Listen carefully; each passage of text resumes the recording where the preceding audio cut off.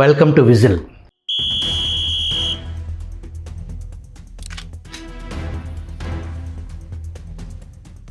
నిరసన ఈ ఒక్క పదమే భారత ప్రజాస్వామ్యాన్ని నిర్మించడానికి పునాది రాయింది. నిరసన నాటి స్వతంత్ర పోరాటం నుంచి ఎమర్జెన్సీ వ్యతిరేక ఉద్యమాల వరకు, విద్యార్థుల ఆందోళన నుంచి అవినీతి వ్యతిరేక ప్రజా పోరాటాల వరకు విధులు విడిచిపెట్టి వీధుల్లోకి వచ్చిన ప్రజలే భారత రాజకీయాల దిశను మార్చేశారు. విచిత్రం ఏంటంటే, ఒకప్పుడు ఉద్యమాలు చేసి అరెస్ట్ అయ్యి జైళ్లకు వెళ్ళి రథయాత్రలు చేసి విద్యార్థి ఉద్యమాల ద్వారా ప్రజల్లోకి వెళ్ళి అధికారాన్ని అందుకున్న నాయకులే నేడు అదే నిరసనను అనుమానంతో, అసత్యాలతో, అడ్డదారుల్లో, పిల్లల ఉద్యమంలో విదేశీయుల కుట్రలు అని అల్లరిపాలు చేయబోయి నవ్వులు పాలవుతున్నారు. నాటి బీజేపీ నవనిర్మాణ్ నుంచి సంపూర్ణ క్రాంతి వరకు, శ్యాంప్రసాద్ ముఖర్జీ నుంచి వెంకయ్య నాయుడు వరకు, అరుణ్ జైట్లీ జైలు జీవితం నుంచి ధర్మేంద్ర ప్రధాన్ చేపట్టిన నాటి పేపర్ లీక్ ఉద్యమం వరకు నిరసన చరిత్రను ఒక్కసారి తిరగేస్తే నేడు దేశంలో జరుగుతున్న విద్యార్థి నిరసనలపై అధికార వైఖరి గురించి ఒక అసౌకర్యమైన ప్రశ్న మన ముందుకు వస్తుంది. నిరసనలతో అధికారంలోకి వచ్చిన రాజకీయ నాయకులు నేడు అదే నిరసనలకు ఎందుకు భయపడుతున్నారు? ఈ ప్రశ్నకు సమాధానం వెతికే ప్రయత్నమే విజిల్ ప్రత్యేక కథనం.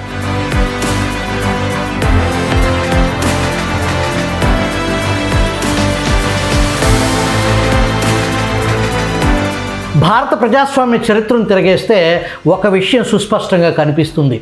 వీధి పోరాటాలు, విద్యార్థి ఉద్యమాలు, సత్యాగ్రహాలు, రథయాత్రలు, అవినీతి వ్యతిరేక ఆందోళనలు ఇవన్నీ భారత రాజకీయాలను మలిచిన శక్తులు.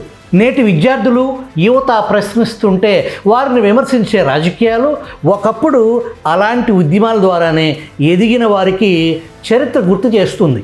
1953లో శ్యాంప్రసాద్ ముఖర్జీ జమ్మూ కాశ్మీర్ పర్మిట్ విధానానికి వ్యతిరేకంగా ఉద్యమం చేపట్టారు. పర్మిట్ లేకుండా కాశ్మీర్లోకి ప్రవేశించి అరెస్ట్ అయ్యారు. ఆ ఉద్యమాన్ని జనసంఘ్ తన రాజకీయ చరిత్రలో కీలక ఘట్టంగా పేర్కొంటుంది. 1974లో గుజరాత్లో ప్రారంభమైన నవనిర్మాణ్ ఉద్యమం విద్యార్థులు చేపట్టిన అవినీతి వ్యతిరేక నిరసనగా మొదలై రాష్ట్ర వ్యాప్తంగా ప్రజా ఉద్యమంగా మారింది.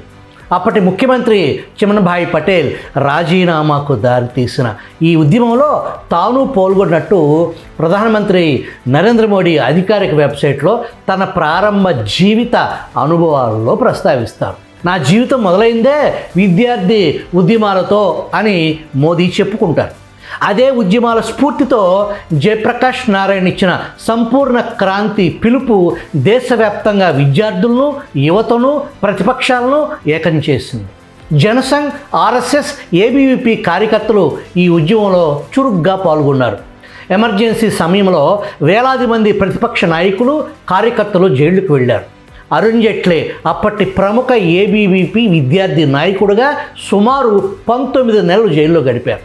ఆ అనుభవాన్ని ఆయన ప్రజాస్వామ్య పోరాటంలో భాగంగా పలుమార్లు గుర్తు చేశారు. మాజీ ఉపరాష్ట్రపతి వెంకయ్య నాయుడు కూడా జయప్రకాష్ నారాయణ్ ఉద్యమంలో విద్యార్థి నాయకుడిగానే పాల్గొన్నారు. తరువాత అదే ఉద్యమం వెంకయ్య నాయుడు రాజకీయ ప్రయాణానికి పునాది అయ్యింది. మాజీ కేంద్ర మంత్రి ప్రకాష్ జవదేకర్ ఏబీవీపీ విద్యార్థి ఉద్యమాల నుంచే జాతీయ రాజకీయాల్లోకి వచ్చారు. విద్యార్థి సమస్యలు, ప్రజా ఉద్యమాల ద్వారా ఆయన రాజకీయ ప్రస్థానం ప్రారంభమైంది. 1966 గోరక్షణ ఉద్యమం, 1974-75 సంపూర్ణ క్రాంతి, 1975-77 ఎమర్జెన్సీ వ్యతిరేక సత్యాగ్రహాలు, 1990 ఎల్కే అద్వానీ రామ్ రథయాత్ర, రామ జన్మభూమి ఉద్యమం, ఈ ఉద్యమాలన్నీ బీజేపీ, జనసంఘ్, సంఘ్ పరివార్ రాజకీయ ఎదుగుదలలో ముఖ్యమైన మైలురాళ్లుగా చరిత్రలో స్థానం దక్కింది. రాజీనామా చేసిన కేంద్ర విద్యాశాఖ మంత్రి ధర్మేంద్ర ప్రధాన్ కూడా విద్యార్థి నాయకుడిగా ఏబీవీపీలో ఉండి ఆ రోజుల్లో పరీక్షా పేపర్ లీక్ వ్యతిరేకంగా ఒడిశాలో జరిగిన ఉద్యమంలో ఏబీవీపీ తరపున పాల్గొన్నారు. ఆ నిరసనలో లాఠీ చార్జీ గురై గాయపడ్డారని ఇటీవల పలు జాతీయ మీడియా కథనాలు కూడా గుర్తు చేశాయి.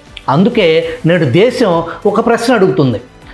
నవనిర్మాణ ఉద్యమం చేసిన వారు, సంపూర్ణ క్రాంతి పాల్గొన్నవారు, ఎమర్జెన్సీలో జైళ్లకు వెళ్ళినవారు, రథయాత్రలు చేసినవారు పేపర్ లీకులపై విద్యార్థి ఉద్యమాలు గతంలో నడిపిన వారు నేడు అదే తరహా ప్రశ్నలు అడుగుతున్న విద్యార్థులను ఎందుకు వినలేకపోతున్నారు? ప్రజాస్వామ్యంలో నిరసన శత్రువు కాదు. నిరసనను అణచివేయాలనే ఆలోచనే ప్రజాస్వామ్యానికి పెద్ద సవాలు. అధికారంలో ఉన్నవారు తమ రాజకీయ చరిత్రను గుర్తు చేసుకోవటం కూడా ప్రజాస్వామ్య పరిపక్వతలో భాగమే. నిన్న వీధి పోరాటాలతో నాయకులయ్యారు. నేడు వీధిలో ప్రశ్నించే యువతను ఎందుకు భయపెడుతున్నారు? చరిత్రను మర్చిపోతే చరిత్రే గుర్తు చేస్తుంది, ప్రశ్నిస్తుంది.